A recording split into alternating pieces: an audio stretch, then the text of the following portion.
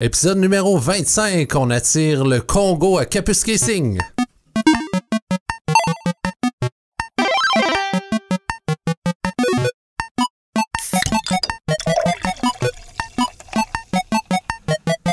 Seb, bonjour. Julien, ça va bien? Oui, première fois qu'on enregistre un épisode, il est vendredi 4h45 dans ce coin-là. C'est la première fois qu'on le fait en fin de journée. C'est une heure de 5 à 7.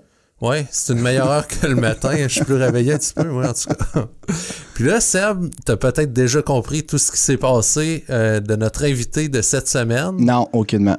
Non? OK. Mercredi, oui. Si je ne me trompe pas, on était à une rencontre sur l'immigration francophone pour la semaine de l'immigration francophone.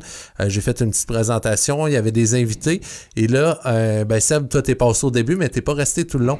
Et notre invité de cette semaine... Bien, c'est quelqu'un qui a parlé pendant cette journée-là, qui vient du Congo. Oui. Et j'ai allumé que ça allait être notre invité cette semaine quand il a dit quelque chose que je répète souvent. C'est quoi qui attire les gens ici? Dis-moi-le. Les opportunités. Oui. Il l'a mentionné sans même que je souffle à l'oreille. Andy Kodila. C'est comme ça ton nom de famille qui se prononce? Oui, c'est ça, Julien. Allô, Andy. Allô, Seb. Je suis content de t'avoir. Bienvenue dans le podcast. Merci. Donc, la tradition, Andy, on ouvre une bière avant de commencer nos discussions. OK. Donc, aujourd'hui, tu as une bière qui nous provient de Lake of the Woods, donc de la région de Thunder Bay. Et puis, ça, c'est la Forgotten Lake, la Blueberry Ale. Ça, c'est la bière que moi, plutôt, Andy, on va boire. Et puis, Julien, lui, il a une bière qui vient de la brasserie Railway City. Faudrait regarder justement de où que ça vient, plus spécifiquement. Ça vient du sud de la province, ça, si je me trompe pas. Donc, c'est la Juicy Caboose. Saint Thomas, Ontario. Oui, c'est dans le sud, exactement. Dans le fin fond de l'Ontario, complètement au bas, en s'en allant vers Windsor. Je sais même pas, j'ai jamais regardé sur une map c'était où Saint Thomas, puis pourtant, la Railway, j'en buvais beaucoup. Il y avait la... c'était quoi le nom? C'est là avec la chaise de patio, là, ou la chaise de lifeguard. OK, oui. Je me rappelle pas c'est quoi le nom. Celle-là, je l'aimais beaucoup, c'est plate, ils l'ont pu ici. Donc, bienvenue Andy, un cheers. Merci. Cheers. Donc, là, t'as piqué ma curiosité, là, Julien. On prend une petite gorgée. Merci pour la bière, Seb. Fait plaisir. C'est quoi qu'il a dit, justement, Andy? Je peux-tu lui demander exactement qu'il me dise à moi un petit peu c'était quoi l'étendue de... Là, dans le fond, il a raconté son histoire, puis Andy, juste un petit résumé, puis après ça, on va l'introduire puis le faire parler. Il a été dans le sud de la province pendant un moment, puis il est revenu dans le nord. OK. Parce que... Fait qu'il a commencé ici dans le nord, à l'Université de Hearst, j'imagine? Oui. Puis tu t'es en allé dans le sud? Ben, je suis allé le site après que j'ai obtenu mon diplôme. Oui. Je voulais tenter ma chance dans une grande ville, voir... parce que j'ai de la parenté là. Oui. Mais aussitôt, je me suis aperçu que les Nord offraient un peu plus qu'ailleurs. Et comme j'avais 3 ans de vécu au Nord, je me suis dit, pourquoi pas retourner encore me former plus et acquérir cette expérience canadienne qui pourrait faire compléter mon cheminement et puis mes apprentissages à l'Université de Hearst. Wow. Là, avant de l'entendre parler d'opportunités, parce que j'ai des questions par rapport aux opportunités à y poser. Je sais pas si tu veux nous faire un petit, peut-être résumé de qu'est-ce qui t'a amené ici, comment tu as découvert l'Université de Hearst, puis comment tu t'es dit, OK, moi, c'est là je m'en vais, je vais aller étudier au Canada, dans le nord de l'Ontario. Je commençais de ma graduation de secondaire. J'ai gradué de secondaire en 2013 et j'ai commencé l'université chez moi.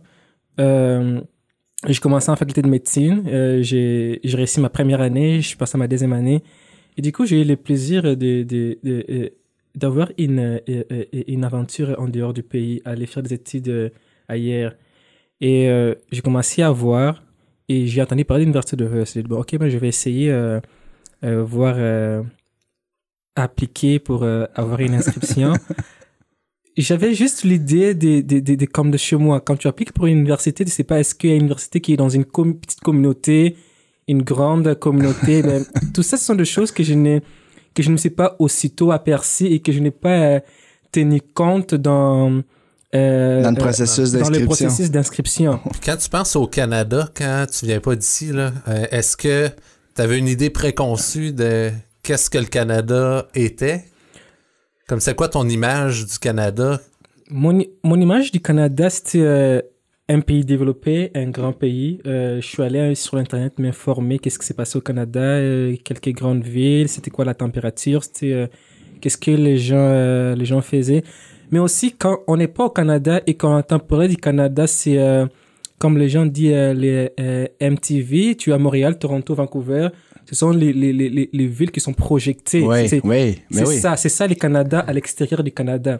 Mais quand on n'est pas, quand on vient du Canada, on découvre réellement qu'est-ce qui est le Canada et on découvre aussi différents aspects de ce qui constitue ces Canada-là. Oui. Quand t'es arrivé au Canada, ça a été quoi? Ben, t'es arrivé dans quel mois? Je suis arrivé au mois d'août, le 15 août, et je m'étais habillé, comme on dit, en peau d'oignon. Ben c'est comme on me dit, ben, il fait froid au Canada, il faudrait bien que tu puisses te protéger. J'avais un bon veston sur moi, et j'ai atterri à l'aéroport de Pearson, c'était aux environs de 8 heures. Et j'ai chaud, il fallait que je me débarrasse aussitôt de mon blouson quand je suis descendu de l'avion. Puis ça, j'avais parlé avec un autre étudiant de l'université qui venait de l'Afrique aussi. Je me rappelle pas c'était où exactement sa provenance, mais lui, ça avait été le contraire. Il est arrivé en hiver, il est arrivé pas assez habillé. Il a été surpris. Oui, mais si on me demanderait de venir au Canada en hiver, en été, ou en plein milieu d'hiver, je dirais plein milieu d'hiver. Parce que là, tu seras comme... on te lance dans la piscine et automatiquement... Parce que quand tu... depuis que je suis au Canada, ça c'est le 5e hiver que je viens de commencer. L'automne a été toujours difficile. Comme l'adaptation entre les deux. Oui, les gens aiment plus l'automne que les printemps, mais moi c'est le contraire. Je sais pas s'il y a beaucoup de gens qui vont... et qui diront la même chose que moi, mais l'adaptation en hiver, quand on quitte de plus 30, 25 degrés. C'est un choc. Comme c'est un choc. Et puis le corps, l'organisme prend son temps pour vraiment s'adapter à ça. Puis toi, le plus froid sûrement que t'avais été, ça devait être quoi, 15 ou 20 à peu près? Les plus froids, je pense 22. 22, 20. Oui. Ton premier moins 40, il a dû être dur?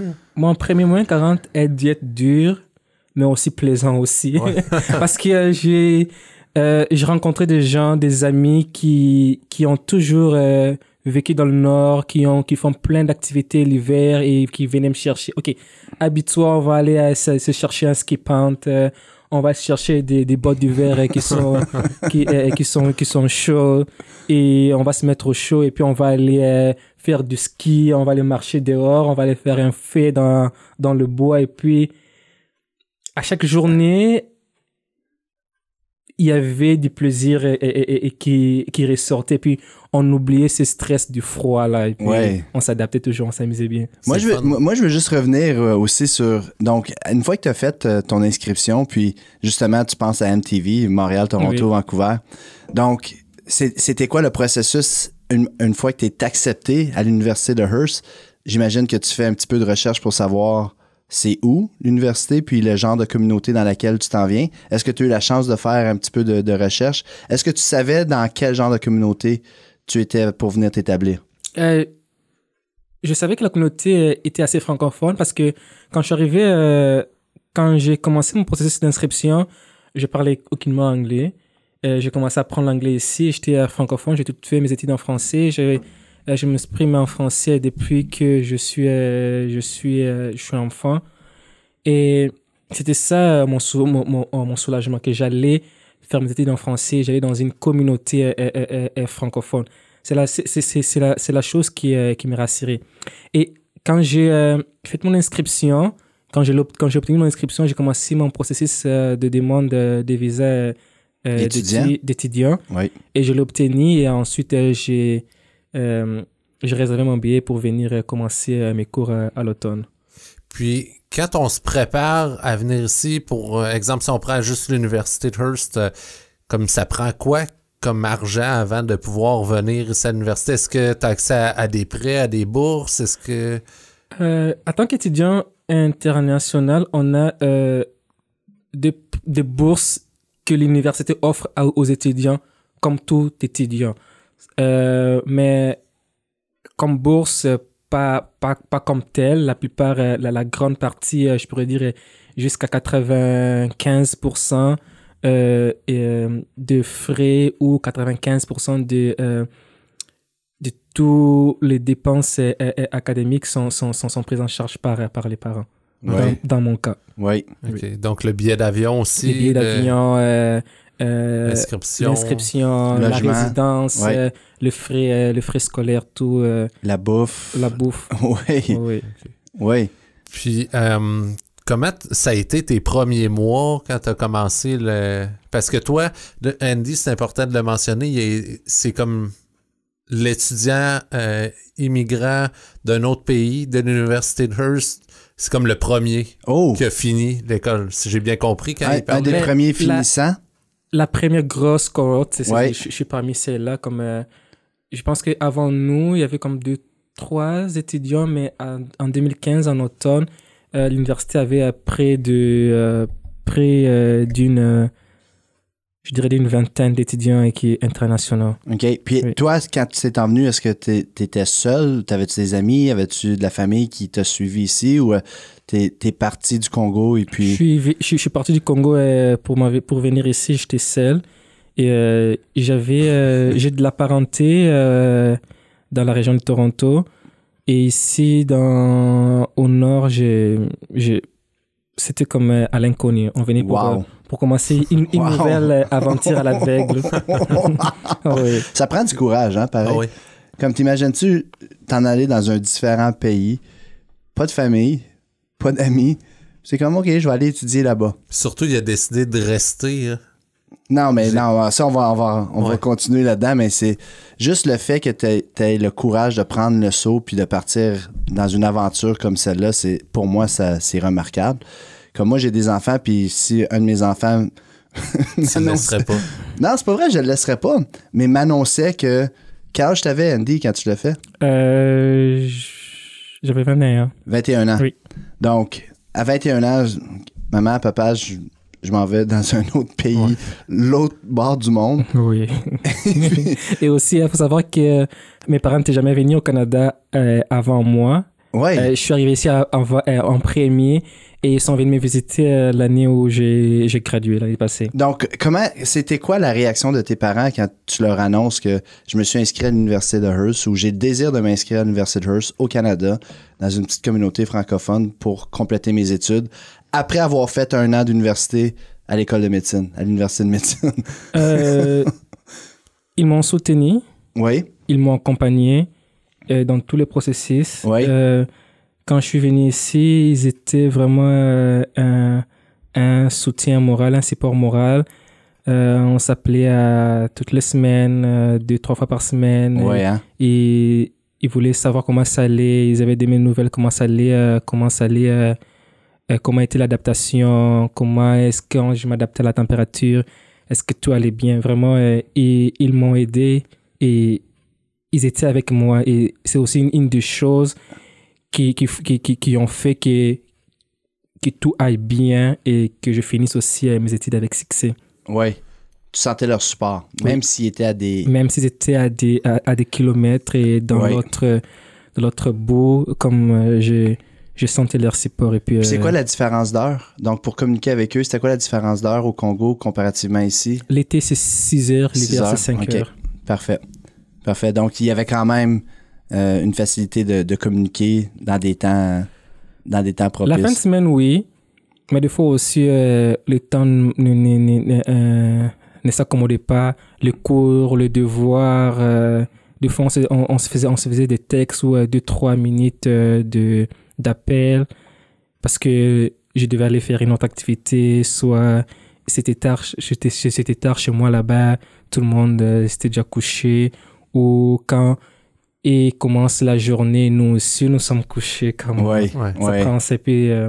Des fois, ils étaient flexibles avec ça et moi aussi, j'étais flexible avec ça. Des fois, Je recevais des appels à 2 heures du matin ici. Ok, oui, ça fait 3 jours, 4 jours qu'on n'a pas discuté. Il faudrait que je prenne cet appel parce que sinon ça serait long. Est-ce que les maires au Congo sont pareils comme les maires canadiennes? Là? Quand t'es loin, ils posent beaucoup trop de questions, beaucoup trop vite. Je pense que tous les maires sont pareils. Il n'y a pas de différence. Là, j'aimerais faire un petit fast-forward à le moment où tu es parti du nord pour aller dans le sud de la province, oui. Puis que tu es revenu dans le sud de la province. J'aimerais que tu me parles un peu de ton cheminement. Comme là, tu as voulu aller tenter ta chance dans une grande ville, oui. Si je comprends bien. Donc, tu as décidé, OK, je vais aller là, j'ai de la famille, puis tout ça. Donc, je vais commencer. Puis, comment ça s'est déroulé? Est-ce que tu as eu de la difficulté à trouver des emplois ou est-ce que les emplois te convenaient moins? C'est quoi qui a fait que... comment ça s'est passé quand tu es arrivé dans le sud de la province? Ce qui s'est passé, ma dernière année du baccalauréat, j'étais au campus de Timmins à l'Université de Rose. Et quand les cours ont pris fin au mois d'avril et la graduation était au mois de juin. Et après la graduation, ma famille était venue du Congo pour m'encourager. Il y a aussi ma parenté de Hamilton qui est venue ici pour m'encourager. Après ça, après la cérémonie, nous sommes tous allés à Hamilton. Et du mois de juin, je commençais, j'avais un diplôme en main. Et je commençais à chercher... Un diplôme en quoi, Andy? J'avais un diplôme entre mes mains et je commençais à... Dans quel domaine? En psychologie. En psychologie, ok, oui.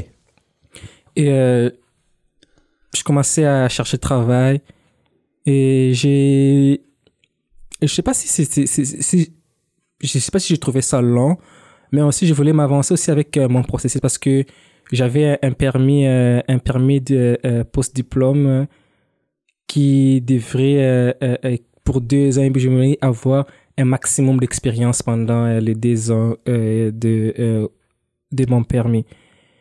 Donc, ça, c'est un permis de travail, c'est ça? Travail, Une oui. fois que tu obtiens ton baccalauréat, tu as un permis de travail pour 2 ans qui est octroyé automatiquement, c'est ça? C'est un programme de l'immigration. Oui.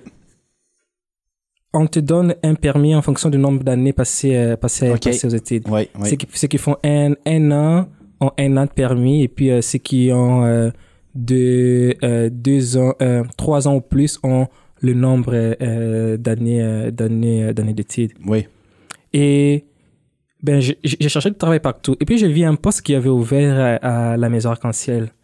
J'ai dit, OK, ben, je vais appliquer. J'ai appliqué, on m'a appelé en interview et j'ai obtenu le poste. Je me dis, ben, j'ai un travail, je veux de l'expérience. Pourquoi est-ce que je resterai? Pourquoi est-ce que je ne saisirai pas cette chance ici? Je n'ai pas voulu me dire que non, ben, il y en aura d'autres qui viendront. Mm-hmm. Non, c'est la première qui vient. Je vais la saisir cette chance. Et je suis retourné à Kapuskasing après, je dirais 3 mois d'être parti. Oui. Et j'ai commencé mon travail à la Maison Arc-en-Ciel comme accompagnateur. Et après ça, je voulais comme... Je suis un gars qui aime l'aventure, comme j'aime voir repousser mes limites, comme j'aime pas me dire ok, ça là ça me suffit, je vais me contenter de ça, j'aime avoir plus. Et ben j'ai dit ok, je vais aller j'ai appliqué au conseil scolaire catholique pour un poste de technicien en éducation spécialisée et je l'ai obtenu le poste. Du mois de novembre 2018 au mois de mai 2019, j'ai travaillé comme technicien d'éducation spécialisée et mon contrat devait terminer au mois de juin. J'ai dit, ben, j'attendrai pas le mois de juin avant de commencer à chercher notre travail. Oui, et puis, j'ai un poste de conseiller avait ouvert à la Maison Arc-en-Ciel. J'ai dit, ben, j'ai un diplôme pour ça, pour travailler comme conseiller en toxicomanie. Et j'ai appliqué, j'ai obtenu ce poste. Et j'ai commencé à travailler à la Maison Arc-en-Ciel du mois de mai comme conseiller. Et au mois d'août, la direction devait partir en congé. Et les postes avaient ouvert en interne. J'ai dit, ok, ben. On va aller voir quelles sont des questions qu'on pose à une personne qui postule pour un poste de direction. je me suis bien défendu et puis on m'accorde les postes. C'est comme, oh. Wow. Donc, quand on parle d'opportunité, ça, je pense que c'est Oui, une belle comme là, démonstration. j'ai des frissons, évidemment, Oui. à cause que c'est pour tous les jeunes, puis même les parents des jeunes qui pensent qu'on n'a pas d'opportunité ici dans le nord de l'Ontario, mais on a l'exemple devant nous de quelqu'un qui veut pousser ses limites, qui est prêt à explorer. On a beaucoup d'opportunités, justement. Puis ici. c'est choisi ici à cause des opportunités. Oui, Oui. oui. Et je me suis dit, où je suis aujourd'hui, être à la direction d'un centre de toxicomanie, admettons si ces centres étaient dans une grande ville, ben ça me prendrait des années, de l'expérience, des étapes. Oui. Ben on pourrait pas dire ben parce que c'est parce que on s'y donne et aussi ce qu'il faut savoir aussi c'est que j'ai remarqué aussi les gens de petites communautés sont des gens qui travaillent fort, qui mettent en valeur la communauté, qui mettent en valeur leurs acquis, qui mettent en valeur ce qu'ils ont, ils leur mettent en avant et n'ont pas peur. Et c'est un peu cette piqûre que j'ai eue du Nord ici. Mettre en valeur ce que j'ai, n'est pas avoir peur, n'est pas reculer, c'est dire que non, à chaque jour, relever le défi, n'est pas baisser les bras. Même si une journée, on n'a pas réussi à relever son défi, mais la journée qui vient, on ne baisse pas les bras parce que hier, on n'a pas pu relever ce défi-là. Il faudrait toujours continuer à avancer puis faire plus. Puis pousser, comme être fier de la communauté puis être fier de qu'est-ce qu'on fait, là, je pense que comparativement d'une grande ville, je sais pas si vous êtes d'accord avec ça, là, mais dans une grande ville, t'es plus comme un pion, là. Il y a comme plein de pions puis peu importe qu'est-ce que tu fais pour te faire remarquer, pour sortir du lot de cette communauté-là, faut que tu sois comme maire ou ben... Mais faut que tu te fasses apporter par quelqu'un qui a de l'influence et puis souvent, c'est de même que tu te fais reconnaître, c'est de même que tu as des opportunités ou des portes qui s'ouvrent. Puis Andy, qu'est-ce qu'il est en train de décrire? Man, Andy, tu peux pas savoir comment que ça vient me chercher à cause, c'est en plein ça, quelqu'un qui veut ici, là, quelqu'un qui a un désir d'avoir un impact, quelqu'un qui croit, qui est capable d'apporter quelque chose de positif à la communauté, il y a des opportunités de le faire. Oui. Donc, comme, qu'est-ce que tu décris? Je sais pas si c'était ça son speech qu'il a fait l'autre jour, comme, une chance que j'étais pas là à cause que j'aurais pas été capable. Moi, je deviens émotionnel face à ça à cause que c'est quelque chose qui est vrai. C'est qui est vrai d'ici, de nos communautés. Les portes sont grandes ouvertes. Quelqu'un qui veut mettre son pied dans la porte et puis qui a pas peur de montrer puis qui a pas peur de vouloir prendre un poste, de vouloir faire une différence. Comme c'est incroyable le nombre de portes qui sont ouvertes dans notre communauté pour faire ça. Et aussi, pas seulement moi, parce que j'ai rencontré des amis qui aussi étaient étudiants internationaux qui viennent d'autres régions d'Afrique partout, qui n'étaient pas dans le Nord, étaient à l'Université d'Ottawa, dans des collèges dans le sud, mais qui, après leur parcours académique, sont venus dans le Nord. Comme j'ai un ami qui a travaillé comme ingénieur à Villeneuve. Comme, Oui. comme il était ingénieur chargé de projet qui venait sortir de l'école parce qu'ici, il y en a. Il suffit juste de démontrer ta capacité de travailler. Oui. Tes compétences, qu'est-ce que tu peux donner. Si tu démontres cela, ben, il y en a assez. J'ai des amis qui sont dans les grandes villes, mais qui viennent faire des stages ici. Et ces stages-là, c'est comme, ils sont lancés dans les marchés du travail, et puis ils disent que non, les 18 mois que j'ai passé ici, c'est merveilleux. Et quand ils s'en vont continuer leur parcours scolaire, et ils se sentent vraiment forgés, ils se sentent comblés, et ils sont heureux et satisfaits de l'expérience qu'ils ont acquise ici dans le Nord. C'est intéressant. Puis... Complètement. Ouais. Puis ça me fait penser, par exemple, quand tu parles de ça, comment est-ce que... Puis je veux savoir ton opinion franche, sincère face à ça. Est-ce qu'il y a des portes qui sont fermées des fois à cause de ton nom? À cause de... comme moi, je sais que dans notre communauté, c'est une des choses que si on a une amélioration à apporter, c'est peut-être les préjugés qu'on a.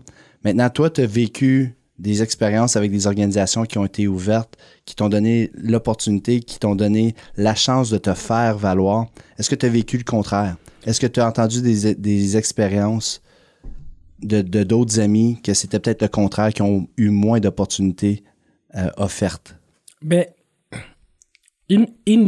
si je vais commencer par contourner la question d'abord, je dirais, si je prends l'exemple de Capskissing, on peut dire dans les 10 dernières années, n'a pas aussi été exposé à ces multiculturalismes qu'il y a aujourd'hui, à ces nouveaux arrivants qui sont aujourd'hui. Mm-hmm. Moi, je suis dans la région, ça fait 4 ans. La première année, c'était un peu comme il y avait certains barrières. Ouais. Mais je n'irais pas jusqu'à dire préjugés, parce que ça serait un peu être égoïste sur ces points-là. Mais aussi que juste avoir le temps de se montrer aux gens et que les gens apprennent de toi. Parce que quand quelqu'un à Capskissing apprend d'une personne qui porte un nom différent, Mm-hmm. comme le mien, Kodila, Mm-hmm. et que la prochaine, et qu'il a une bonne impression de moi, Ouais. et la prochaine personne qui viendra, qui porte aussi un nom différent, comme une personne qui ne vient pas de la région, se dira, oh, les gens qui ont un nom différent sont aussi assez amicales, sont aussi générés, travaillent aussi fort comme tout le monde. Mais si la première personne vient, ne fait pas une bonne impression, c'est à ce moment-là que les préjugés s'installent. Oui. Mais à Capskissing, je dirais, je pense pas, parce que si on voit, on va dans des commerces en ville ici, on verrait, il y a beaucoup de gens, il y a beaucoup de gens, beaucoup de gens de couleur, et beaucoup de gens qui portent pas le nom des gens de la région ici. Oui, c'est vrai. Et quand déjà dans ces genres d'endroits, on retrouve ce genre de personnes, ben dire qu'il y a un préjugé, c'est ouais, pas vraiment. Mais il n'y a pas de préjugé, mais aussi il y a quand même beaucoup de défis aussi. Beaucoup de défis par rapport au style communautaire. Le style communautaire Capskissing est propre Oui. à lui. Oui. Comme la manière dont de parler, de se comporter, de manger. Oui. C'est ça. Ouais. Et puis, Oui, c'est notre personnalité communautaire. C'est notre personnalité à notre municipalité. et aussi, moi, je dis aussi aux gens aux nouveaux arrivants, n'espère pas que les gens apprennent de toi. C'est toi, en apprenant des gens, tu vas pas commencer à les copier, mais tu sauras que si je suis avec Julien, Seb, voici quel est le langage que je dois employer pour que la communication soit facile. Je n'irai pas utiliser ces langages pour que la communication soit difficile, ou je n'irai pas prendre oui, il faut être soi-même, être sa propre personne, mais au moins se rapprocher de l'autre pour que l'autre aussi ait le goût de se rapprocher de toi. Ben, par rapport au langage, je comprends bien qu'est-ce que tu dis là. Comme moi, je viens pas de la région, puis quand je suis arrivé ici, c'était pas tout le monde qui comprenait mon français à cause qu'il y avait des mots peut-être différents. Puis ici, il y a beaucoup d'anglicismes que les gens utilisent. Puis mon vocabulaire a changé beaucoup à travers. Ça fait 5 ans que j'étais arrivé ici, puis là, mon vocabulaire il a vraiment changé comparativement à ce que je parlais avant. Puis comment je parlais avant, ben si je parlais à Seb qui lui a vécu aussi comme au Québec un peu, lui a été habitué à d'autres vocabulaires un peu plus, mais il y a certains mots moi que je devais trouver une autre façon de le dire quand je suis arrivé. Ouais. Ben, c'est pareil pour moi aussi, parce que quand je suis arrivé, j'ai parlé mon français Ton français à toi. Mon français à moi, Oui. un français classique, bien articulé, bien faire ses accords, bien mettre ses articles, pas inverser les les ou les là. Et l'accent aussi n'était pas le même. Pas juste la manière de parler, mais aussi l'accent aussi. Quand je suis arrivé ici, c'était comme, qu'est-ce que les gens disent? Qu'est-ce que les gens disent? Nous autres, on est capable plus de comprendre d'autres Français, mais les autres, les autres communautés francophones dans le monde, je pense, on est peut-être pas loin des plus compliqués à comprendre. Là. Les Français de France, on a un dialecte des fois, très, ouais. très, très compliqué à comprendre. Mais ça, on me l'avait prévenu. On dit, les Français seraient tu aurais un peu du mal à comprendre. Mais je suis vite adapté parce que j'avais cet esprit-là de m'ouvrir facilement. Et aussi, les gens que j'ai rencontrés ici m'ont vraiment beaucoup aidé dans mon cheminement. Et j'ai rencontré des très bonnes personnes ici. Et c'était facile, comme ça coulait aussi rapidement. Et il y a ces moments où je pourrais parler comme une personne qui vient de Kapuskasing, comme mettre un tu devant un verbe et puis après un verbe. Ouais. L'université de Hearst, faut le dire par exemple, l'université de Hearst, c'est précieux dans notre communauté. Je connais beaucoup de gens qui travaillent à l'université de Hearst et puis l'accompagnement qu'ils accordent aux gens qui viennent étudier ici. Je sais pas si tu peux en parler un petit peu, mais comme pour moi, c'est exceptionnel. Le recrutement qu'ils font, le désir qu'ils ont d'apporter des gens puis leur faire vivre notre communauté, leur faire vivre les opportunités. Ton expérience à l'université de Hearst, comment ça a été pour toi? Je dirais, c'est une des meilleures expériences que j'ai au Canada ici. Je sais pas si ça serait pareil si j'étais dans une grande ville ou dans une grande université. L'université est communautaire comme les gens le sont ici. Ici, les gens, c'est une petite communauté, les gens font en sorte que tout marche bien, que la communauté aille en avant. C'est aussi la même affaire pour l'université. Que ces étudiants s'épanouissent et on vivait pas comme quand j'allais voir mes amis qui étaient dans les grandes universités, et je voyais que leur style était assez différent. Ils sortent du cours et puis chacun va chez soi. Mais nous, on sortait du cours et puis on allait se faire des soupers dans le salon universitaire. Ou on allait se faire un souper au restaurant où quelqu'un dit non, on se rencontre à 7h ici, tout le monde amène un plat et puis on va la déguster ensemble. Et puis... Ouais, puis ici, t'es un poisson dans l'aquarium, puis tandis que dans une grande ville, t'es un poisson dans l'océan. Ah oui. Ouais. Dans l'aquarium, tu prends soin, tu donnes du manger à tes poissons à tous les jours, puis tu t'en occupes plus. Dans l'océan, ben c'est chacun pour soi, puis ça passe plus inaperçu. Et puis, comme vraiment l'équipe universitaire, que l'administration, les professeurs, les personnels de soutien sont là. Ouais. Sont là pour les étudiants. À l'université de l'Ouest, je pouvais envoyer un email à mon professeur à 21h et avoir une réponse à 21h10. Mais je sais pas si j'étais dans une grande université. Ouais. À 21h10, mon professeur aurait eu la gentillesse de me répondre, de répondre à ma question. Non, j'attendrai mes heures de service demain. Puis j'aimerais savoir ton impression, puis je veux que tu sois honnête. Comment tu t'es senti ou comment t'as trouvé Kapuskasing quand t'es arrivé ici la première fois? C'était quoi qu'est-ce qui t'a passé dans la tête quand t'es arrivé ici pour la première fois? Ta première impression de Kapuskasing. Puis je veux que tu sois honnête, là, même si c'est négatif. Écoute, Julien était honnête de sa première impression lui aussi. Donc... Je l'ai déjà raconté sur le podcast, puis je peux te raconter. Là. Moi, je suis arrivé ici, j'ai été chez quelqu'un, je travaillais à la radio, puis il y avait quelqu'un qui travaillait à la radio aussi, qui m'accueillait chez lui pour quand je suis arrivé. Je suis arrivé à la lumière, c'était au mois de septembre, il faisait noir, la lumière au coin du moulin. Là, à gauche, j'avais le moulin qui, quand on le regarde puis on le connaît pas, tu sais, quand t'es habitué de le voir, tu le remarques plus tant que ça, mais ça a pas de l'air neuf. Puis tu regardes à droite, là, il y avait le bloc appartement là, il a été rénové depuis que je suis arrivé, mais quand je suis arrivé, il y avait des fenêtres cassées, c'était un peu délabré, puis quand tu rentrais là, c'était super humide, puis comme tu sentais les lunettes t'embuaient même au mois de septembre. Ça, c'est les premières choses que j'ai vues de Kapuskasing. Fait que la première chose que je me suis dit, c'est donc ben lettre ici, mais j'avais pas encore vu rien d'autre. Fait que ça, c'est ma première impression. J'ai été honnête. Fait que c'est pour ça que je te demande, toi, la même chose. Même si c'est positif, dis-le. Mais si c'est négatif, je veux aussi que tu le dises. À quoi je me suis embarqué? Je me dis à quoi je me suis embarqué?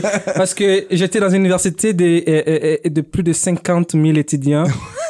J'ai, dans mes cours, j'étais près de 200 étudiants par cours.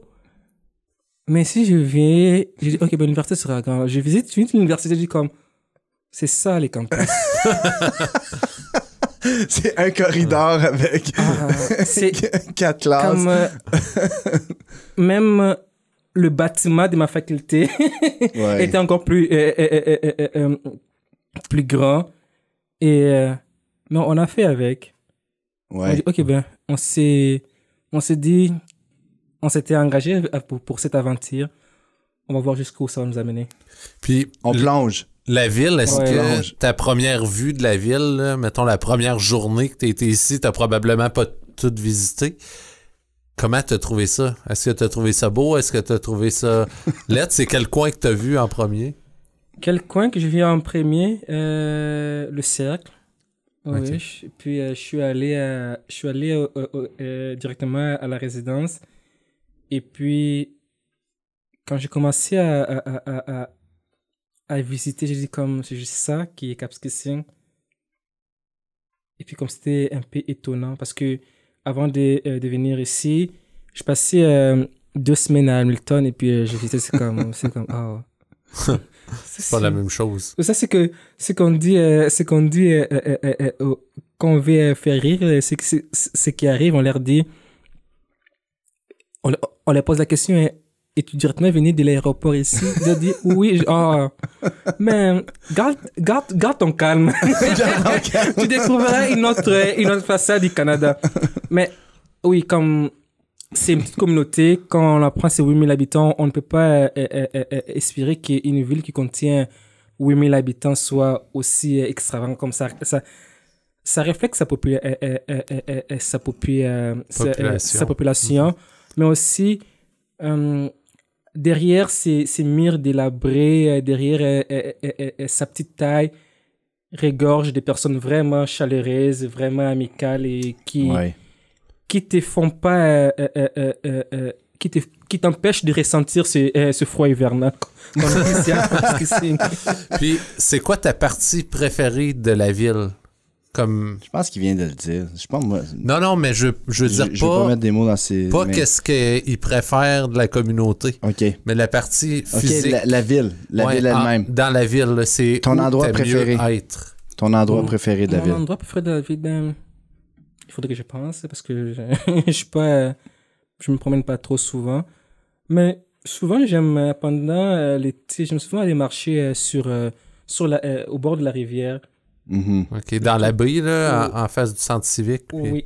Ouais. Comme c'est calme, l'eau, voir des rapides qu'il y a là, comme le son, ça détend. Et puis je dirais, oui, Oui, c'est un bel endroit pour aller se ressourcer. oui. Eh bien, Andy, je te remercie beaucoup d'avoir pris le temps Merci de venir beaucoup. dans le podcast. Merci, j'ai reçu invité. Vraiment, merci Andy. Puis, on s'est déjà rencontrés avant. Je pense qu'il y avait pas longtemps. Je sais pas si tu habites encore près de la résidence. Ouais, vous êtes Oui, voisins, c'est toujours. ça qu'il m'a Oui. dit avant que... On est voisins. Ouais, mais exactement, c'est ça, on est voisins. Puis je vois justement des étudiants qui marchent à tous les jours devant chez nous. Moi, je suis toujours ébloui de voir les gens qui veulent venir ici étudier. Puis une histoire comme la tienne, c'est la genre d'histoire que j'aimerais pouvoir promouvoir. Et puis j'apprécie énormément que tu sois venu ici nous la partager. Merci Andy. C'est un plaisir. Merci beaucoup de m'avoir invité. Merci. Merci. Bonne semaine.